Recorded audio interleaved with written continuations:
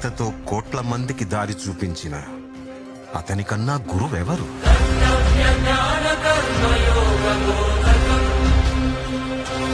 రక్షణ కోసం సముద్రం మధ్యలో ద్వారకా నగరాన్ని కట్టిన అతనికన్నా గొప్ప ఆర్కిటెక్ట్ ఎవరు?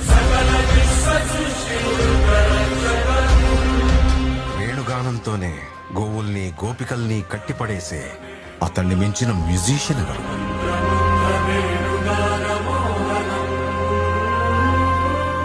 ధర్మం కోసం యుద్ధం చేయమని చెప్పిన అతన్ని మించిన వీరుడెవరు? హోమయాగాలతో వర్షం తెప్పించిన అతనికన్నా ప్రకృతిని అర్థం చేసుకున్న క్లైమటాలజిస్ట్ ఎవరు? అన్కంట్రోలబుల్ ఆర్పిఎం తో తిరిగే సుదర్శన చక్రాన్ని కంట్రోల్ చేసే అతనికి మించిన కైనెటిక్ ఇంజనీర్ ఎవరు?